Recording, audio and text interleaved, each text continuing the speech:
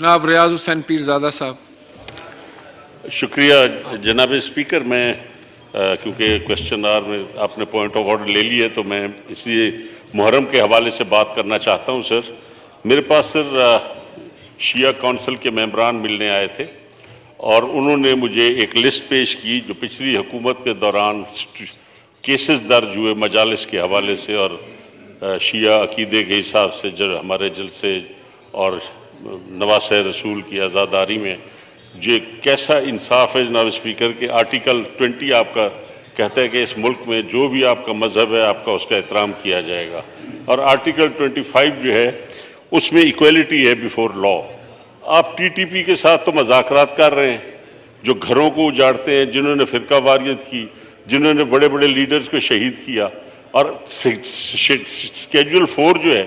وہ آپ نے غریب عزاداروں کے لیے جو بدماشوں کے لیے لا قانون بنتا ہے اس میں آپ ان کو چالان کر دیتے ہیں۔ تو انٹیریئر منسٹر صاحب بھی بیٹھے ہیں، میں نے 4 چیف سیکرٹریز کو لکھا ہے ایز منسٹر ہیومن رائٹس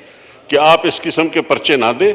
اور صرف ایک آدھا گھنٹہ مجلس آگے چلی جائے، ایک تھوڑی سی دیر کی رکاوٹ کرے تو شیڈول 4 میں چلا جاتا ہے آدمی، اور 3 سال ان کو خوار کیا جاتا ہے۔ جناب اسپیکر، یہ کچھ کم از کم چیف سیکرٹریز کو اور آئی جیز کو سوچنا چاہیے کہ یہ نواسہ رسول کی عزاداری ہے۔ کبھی آج تک کوئی ایک مثال بتائیں کہ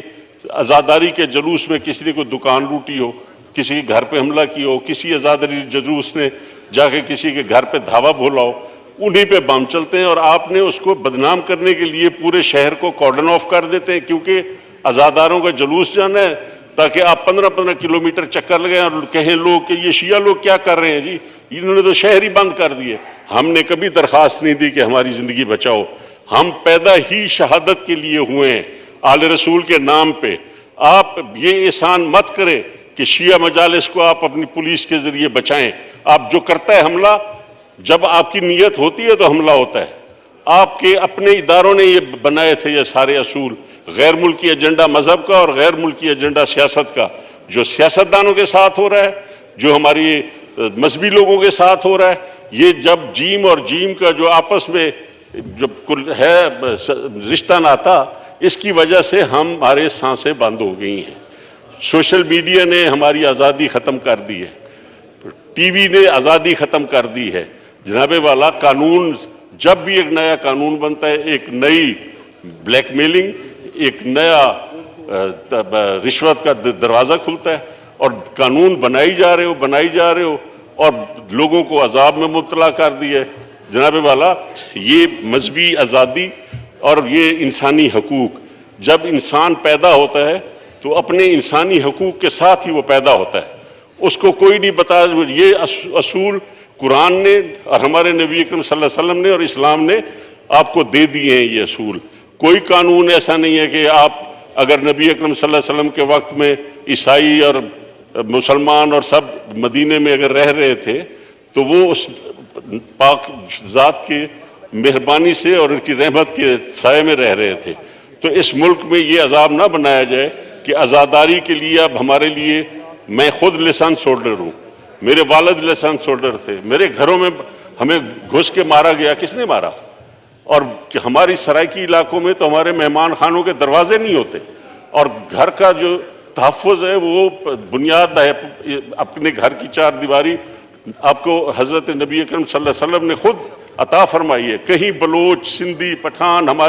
ہم روایتوں والے لوگ ہیں، ہم جڑے ہوئے لوگ ہیں، کبھی ایسا واقعہ نہیں ہوتا کہ کوئی بلوچ کسی بلوچ کے گھر پہ حملہ کر کے مارے، پٹھان کے گھر پہ حملہ کرے۔ اگر لڑتے ہیں عدالتوں میں لڑتے ہیں، سڑکوں پہ لڑتے ہیں، لیکن یہ کیسا نظام ہے پاکستان کا کہ گھروں کے اندر اور سرائکی علاقوں کے مہمان خانوں میں گھس کے مارا جائے، اور پھر عدالتوں میں میرے والد کا مرڈر ہوا، میں ایک دن کے لیے نہ تھانے پہ گیا نہ میں عدالتوں میں گیا، مجھے یقین تھا کہ نہ مجھے وہاں سے انصاف ملے گا اور نہ یہاں سے ملے گا۔ اور وہ اللہ تعالیٰ نے مہربانی کی، جب پہلا میزائل فائر ہوا میرم شاہ میں گرا تو میرے والد کے جو 2 قاتل تھے وہ اسی میزائل میں مر گئے تھے۔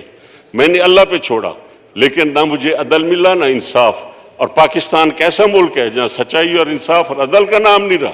جہاں 3 جو ہے 3 کا تو جناب والا 3 کا تو ایسی ہے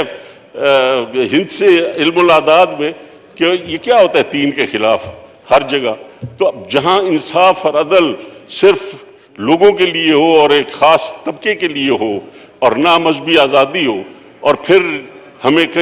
کہا جاتا ہے کہ ہم ملک دشمن ہیں، اور کہیں ہمارا ووٹ چرا لیا جاتا ہے، کہیں ہمیں عدالت میں گھسیٹا جاتا ہے، اور ایک دن میں بیل ہو گئی میرے باپ کے قاتلوں کی۔ تو یہ تو میرے ساتھ ہوا، میں سٹنگ ایم این اے تھا اس وقت جناب اسپیکر، جب میرے فادر کا مرڈر ہوا ہے 95 میں 15 نومبر کو، میں سٹنگ ممبر تھا اس ہاؤس کا، لیکن مجھے انصاف نہیں ملا۔ اور آج آپ دیکھیں عدالتیں کھل جاتی ہیں انصاف دینے کے لیے۔ جناب اسپیکر، یہ ہمیں اب سوچنا پڑے گا، اور سیاستدانوں کو، پورے ملک کے سیاستدانوں کو اب وقت آ گیا ہے کہ ہر چیز جو ہے قانون اور دائرے میں آنی چاہیے۔ جس طرح ججز کیا قانون ہے کہ ان کی سینیورٹی اکارڈنگ ٹو کانسٹیٹیوشن ہے، اسی طرح اب آرمی میں بھی یہ قانون لاگو ہونا چاہیے کہ اس کو دائرہ کار میں لائیں اور کانسٹیٹیوشن کے اندر ان کی ترقی ہو، تاکہ یہ ملک ایک عذاب سے بچ جائے کہ جب بھی ان کی کرسی کا مسئلہ آتا ہے تو پورا ملک جو ہے اس وقت سٹینڈ ٹو ہے۔ جب تک یہ فیصلہ نہیں ہوگا ہم اگلے 2 مہینے عذاب میں رہیں گے۔ جناب والا، یہ پارلیمنٹ مہربانی کرے، اپنے آپ کو ثابت کرے، سیاستدان چاہے ادھر بیٹھے ہیں یا ادھر بیٹھے ہیں، اپنی پگڑی کو تو سنبھالو۔ عوام کے ہم نمائندے ہیں، کیا ظلم ہے کہ وہ عوام جو مجھے ووٹ دیتی ہے وہی مجھے کرپٹ کہتی ہے۔ افسوس ہے یہ۔ جناب والا، میں آپ کی استدعا کرتا ہوں کہ آپ کو میں یہ لسٹ دیتا ہوں، یہ پنجاب میں سب سے زیادہ پرچے درج ہوئے، یہ میں آپ کے ریکارڈ پہ لانا چاہتا ہوں، میں لایا ہوں، اور یہ پرچے درج ہوئے، اور یہ پوری فائل میں آپ کو دے دیتا ہوں، اور جو میں نے لیٹر لکھا ہے یہ آپ کے ریکارڈ کے لیے کہ یہ پنجاب میں ہوا ہے، بلوچستان میں ایک آدھ کیس ہوا ہے،